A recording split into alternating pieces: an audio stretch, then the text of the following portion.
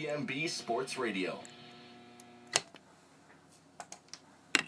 I am Marky Billson. It is 1:30 on a Friday. That means one of my favorite times of the week because I get to talk to Josh Brown of Knockahoma Nation about baseball, specifically the Atlanta Braves, who have, let's see here, at my count, 2 starters on the National League All-Star team, Acuna and Freeman. We'll talk about that. But also now have a 4.5 game lead on second place Philadelphia, as the Braves prepare this weekend to play the slumping, and I do mean slumping, New York Mets.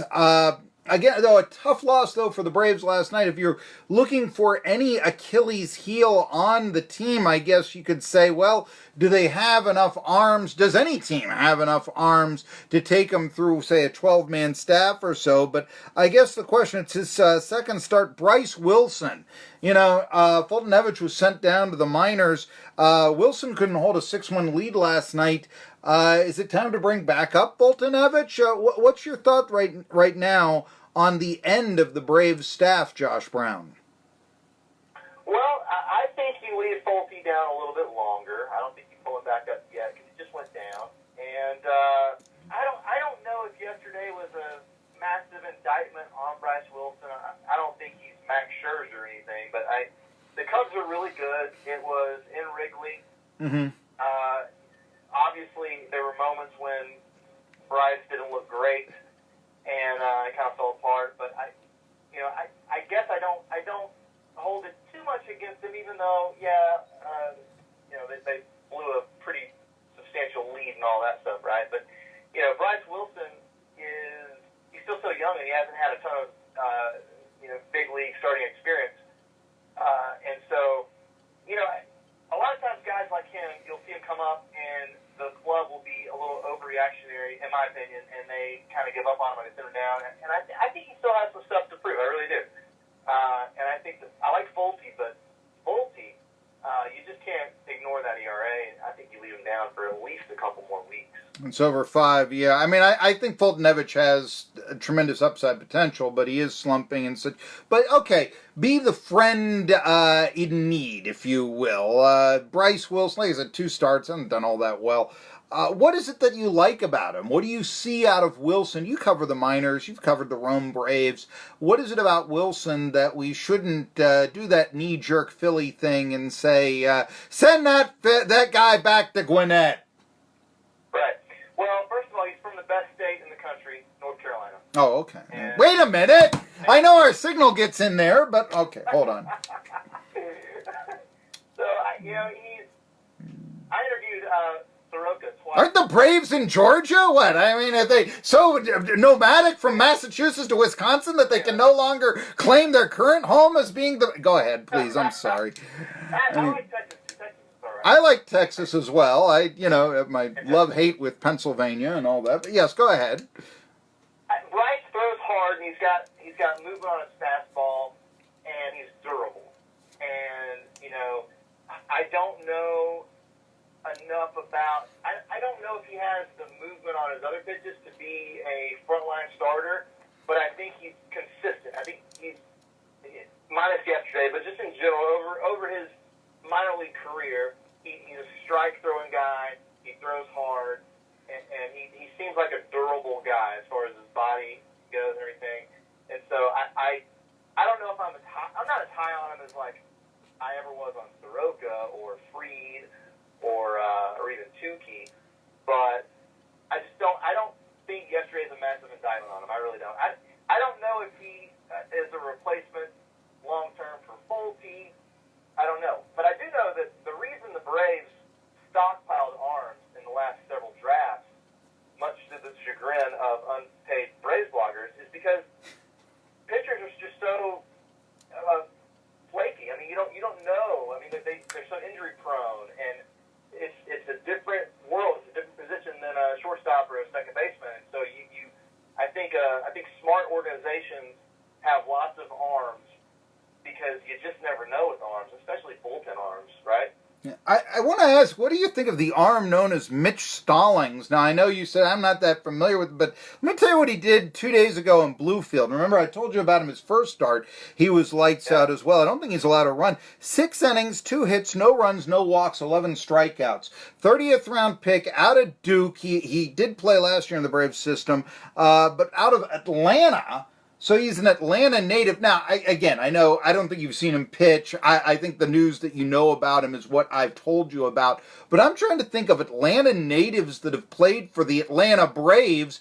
I was thinking Mac Jones on the '66 Atlanta Braves, who actually hit the first Major League home run in Canada playing for the '69 Expos. There's the trivia question of the day. But I want to ask you, I mean, Atlanta natives who have played for the Braves, can you give me some? I mean, there's no guarantee Stallings will be that, but right now the way it's going, lefty pitcher, lighting up, hard to bet against him. Who are some Atlanta natives that have played for the Atlanta Braves that you can recall, Josh Brown?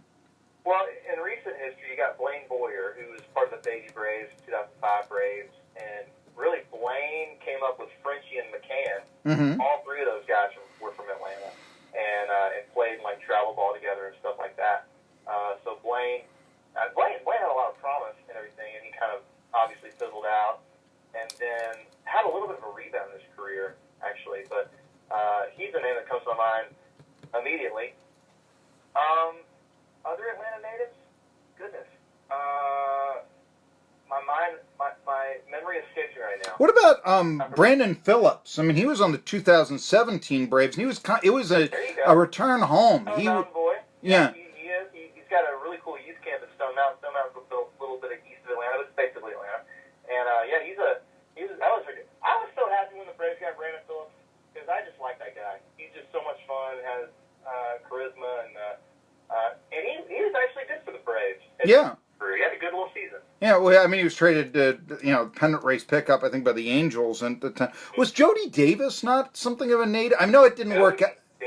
I know it didn't work out for him in Atlanta, but wasn't he from Georgia at least? I think, I think I need to verify this, but I think I might be related to him. I think he's like a distant cousin or something. I'm not kidding. Okay. I think I'll have to ask my Uncle Danny and come back with you next week and let you know. But I think it's Jody Davis. All right, yeah, I mean, they picked him up, and it turned out he had some stomach problems, actually, that I think hurt his career. He was the catcher of the Cubs when they ended their long playoff drought in '84, and he was actually halfway to Gainesville, Georgia, is where he's from. Yeah. There you go. Gainesville, Northeast. And then you got a lot of Georgians, historically. You got Jackie Robinson, right? Mm-hmm. I guess I think of Jackie Robinson as a Californian because he played at UCLA, but yeah, no, he was born in Georgia. You're right. Yes. And then Willie Harris. Mm-hmm. I love me some good old Willie Harris. He's also from Cairo, same hometown as Jackie Robinson. So remember when he went 6 for 6? He went 6 for 6. What is it, like 09, 2010? He went 6 for 6. And Willie Harris's thing was he was superstitious. He'd use a different bat every game. And Huddy was like, "Hey, you should use this bat tonight." He's like, "Okay," and it was a joke because it was like a 1991 World Series memorabilia bat that he uses, and he didn't even know it at the time, and he goes 6 for 6. Willie Harris. I'm going to now link Willie Harris with a ball player that you never would have thought of, but thought of at one time as the greatest third baseman ever before probably being overtaken by Schmidt and Brett and those. But Pie Traynor, you mentioned superstitious, always another bat. Pie Traynor would only use bats that his teammates didn't want anymore. You want to think about, I mean, how just baseball has changed. I mean, this was the 20s and 30s, folks, and all this. But, I mean, now it's like, okay, it's got to be the right weight. It's got to be the right length. Wait a minute, what kind of wood is it? No, we want maple because it swings better and all that. No more ash. I don't care if it breaks. You've got that. And here it is. Well, you're not using that anymore? Can I have it? I mean? And he was a Hall of Famer. I mean, he had averaged 3 points higher than Clemente. So, Wow. You tell me. Anyway, like I said, up when they did the Centennial team in 1969, Trainer was the third baseman. He was viewed at that era over Eddie Matthews, which is pretty decent. Wow. But yeah, So if you want to talk about Braves and such, anyway. But yes, there you go. It got off there, and since Mitch Stone. I think Luke Appling's native, or North Georgia. Maybe. But he didn't play for the Atlanta Braves. Old Aches and Pains was a Chicago White Sox, yeah. But he was an Atlanta Cracker. Ah, all right. I will give you some. I think there's some Cartersville, Georgia, that I think should be in a Hall of Fame. Cecil Travis, who was a shortstop for the Washington Senators and a lifetime .310 hitter way back in the day, like the 40s or so. And, when you get these lists of guys who should be in a Hall of Fame, Cecil Travis, if anybody does their research, usually does come up. The problem with him is that who argues for old Washington Senators? You don't have the New York Yankees lobbying for Phil Rizzuto. You don't have the Pittsburgh Pirates lobbying for Bill Mazeroski. Do the Nationals do it? Do the Twins? I mean, who is going to do this for Cecil Travis? One of the tragedies of franchise relocation and all this. Future Hall of Famer Charlie Culberson's from Rome, Georgia. Okay, there you go. Right there. Well, you would know all about Rome, Georgia, which was not built in a day. I am Marky Billson talking to, and we're getting off the beaten path, Josh Brown of Knockahoma Nation about the first place Atlanta Braves here. And the return, in your opinion, of Sean Newcomb off the disabled list. I mean, we were talking about some of the pitching deficiencies of the Braves. You tell me, I guess, I am both surprised because of his problems with control historically that he's in the bullpen, and then I'm not surprised because you need lefties in the bullpen, that he is in the bullpen. And, after that 130-odd pitch outing last year when he flirted with a no-hitter, there might have been something missing. Did well against some so-so teams or poor teams.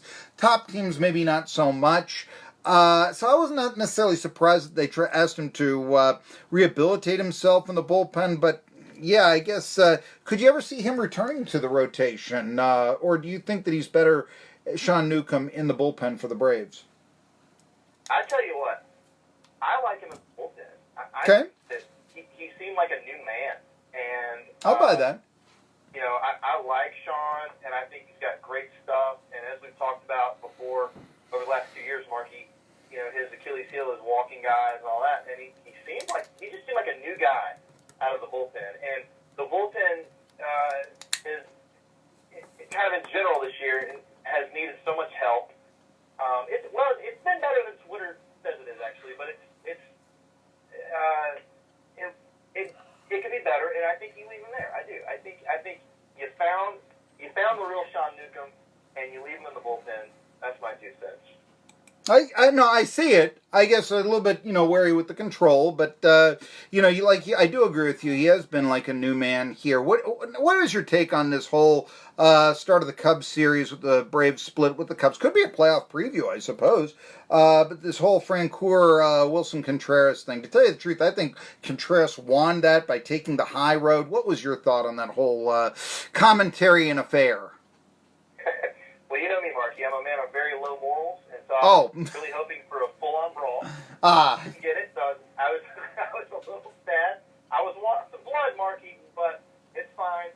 I've never seen, and I've been watching baseball for a long time, but I don't think I've ever seen a catcher look back at a guy hit a home run and then look back at the catcher like that.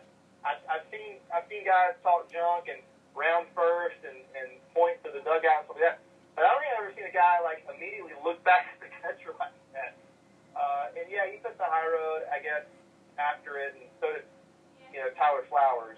Except Tyler Flowers later that night. I don't know if you saw it. Later that night, Tyler Flowers stays up until 2 a.m, replying to everything anybody's ever said to him on Instagram. So. Oh my goodness, I love it. I thought that I had to do that on Twitter when people accuse me of doing wild things, but yes. I was petty. I thought I was petty, but Tyler Flowers stays up until 2 a.m, and I'm talking about hundreds. I love it. Somebody would throw shade at the MLB Instagram video of that moment, because there's just random fans like Joe Schmo at 89 and Chicago would say something like, Tyler Flowers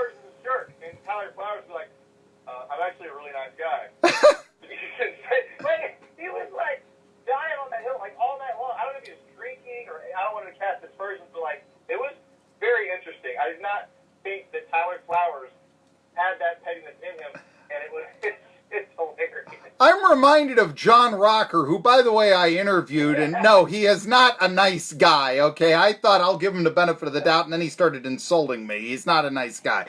But, no, John Rocker, who, speaking of Georgians who played for the Braves, went to Mercer for crying out loud, but, no, I thought that when he was back with, you know, he would jaw with the Mets fans and all that, you would see it wasn't just, you know, comments made in Sports Illustrated or so, but yes, I remember him going back and forth with, and they tell you, you know, don't do that in a bullpen. Just ignore it. Come on, you know, in one ear out, you're a professional and all that. And I mean, you would see him; he would be in it with them. I mean, that sort of thing. So, and like he was misspelling words. Tyler Flowers was.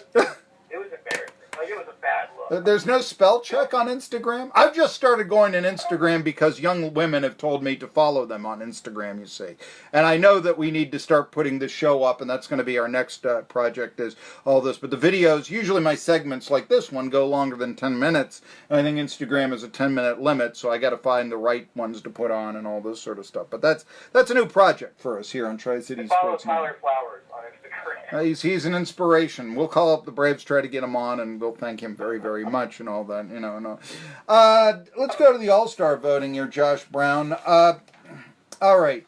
I will go back to my Pittsburgh roots. Freddie Freeman gets the nod over Josh Bell. Tell me why. Oh, how are you, by the way? I thought about you when I saw that. Are you okay? Yeah, I'm fine. I mean, it's, you know, that sort of thing. So.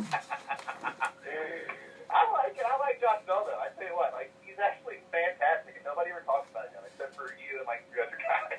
Yeah. But, it's probably warranted. I think Freddie Freeman's having, I mean, maybe an MVP caliber year, maybe. So. Well, there was some talk about Bell with what he was doing, but the thing is, are the Pirates competitive enough for that? Now, I knowledge of baseball history, I mean, the term most valuable player is basically semantics. The award was intended for the best statistics, and, you know, but that just sounded like a fancy name at the time, and it's now gone to, well, you have to be on a contending team. How can you be valuable if you're in last place? Like your Branch Rickey trying to cut Ralph Kiner's salary or something. But no, I think that was one that I would have gone Bell. I did vote Bell. Then again, I've always said this. I like fan voting. I think that, and I know you don't, but I think fans get just crapped on so much. Nobody asks them if they want to raise ticket prices. Nobody asks the people in Tampa, hey, you want the team to go to Montreal for half the year? That sort of thing. You might as well give them what you can. And if it means that, you know, maybe Josh Bell comes in the fourth inning or the sixth instead of the first, well, so be it. Yeah, okay. I mean, that, well, yeah. I don't know. I don't know. I don't know. Most fans that I deal with on Twitter don't deserve anything, so I don't. There is a reason why I don't take phone calls on this show, okay? I mean, you know, if you want to do that. And I remember when I did, and your buddy from Alabama used to call up, too. So, you know, I get that. But, no, anyway, that's the, also, we cannot end this without our favorite game. And now that the Braves are in first place by 4.5 over the Phillies, we can do this. But it's the let's make fun of Gabe Kapler,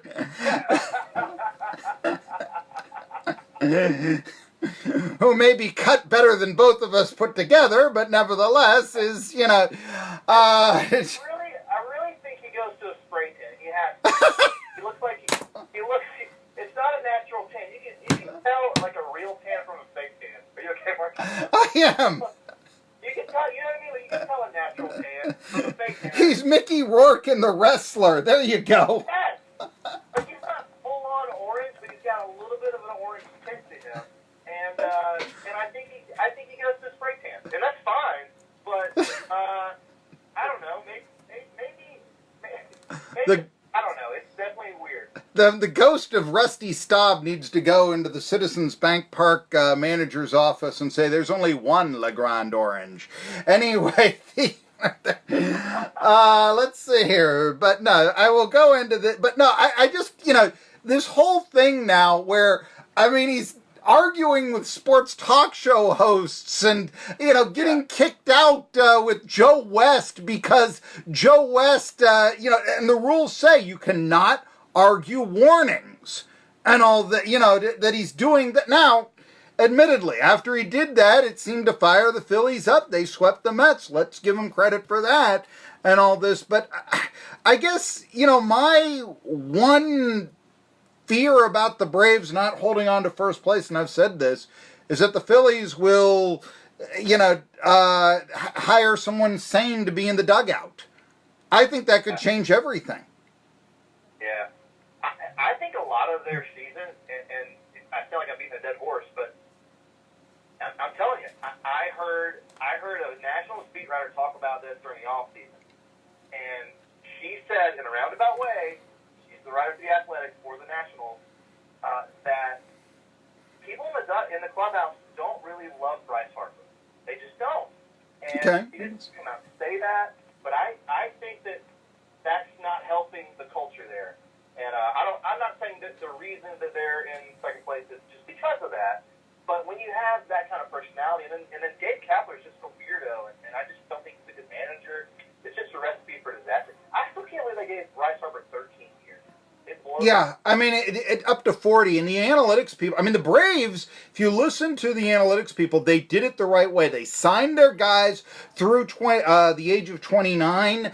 And, you read the writers who were saying this is not a good deal for, say, Acuna or somebody like that. And, right. The Phillies going to this is why, Kimbrel getting his first save. Why aren't they getting it? It's because baseball is becoming, I think, the new hockey, where 30 years old in hockey is a lot older than 30 years old in baseball. Okay? Yeah. And I think that we're getting to that, and I think that a lot of the idea is that the owners realize, hey, we don't have to pay you in your 30s either. And so the future baseball player may be on Moneyball. I'm not sure it's all that, and by that I mean like what happened with David Justice. Where's he going to play? Well, the A's will sign you. We're not going to pay you what you made with the Braves or the Red Sox here, or the Indians, but we'll sign you instead. That sort of thing. And he's like, well, this is probably the most money I'll ever earn the rest of my life. Sure, I'll go to Oakland and all that. I think that's what we're looking at these days in the future of baseball. I'm not sure it's healthy for the game, quote unquote, because I do think what is healthy for the game is to have players who, Ron Acuna is a Brave, even if he does, play maybe with another team or something like that. From the old days. Bob Horner may have hit 3 home runs for the Cardinals. He is a Brave. Dale Murphy may have played for the Phillies and Rock. He is a Brave. Come on. There is that identity, and I think you lose something when you don't have that. So yeah, I agree. I talked about it on the podcast last week, and in that way, it is good for baseball for sure. Yeah. Harper, come on. Yeah. Anyway, well, Harper. But then again, 13 years. It's not under the out of the realm of possibility that he gets traded sometime. So, is he going to be a? No, he's got no options, no club options. He's got a no trade clause. You can waive it though. If that's I know what you're going with that, with the no trade clause. But yes, we'll see if in 3 to 5 years, if that is still. Well, yeah, I would like to play for whoever. Yeah. Right. That sort of thing. So, assuming that baseball is still thinking that the ideal player is Adam Dunn, which I think goes a lot into the idea that Bryce Harper gets signed to a 13-year contract for untold riches and all that. What are you going to be talking about on Knockahoma Nation here coming up?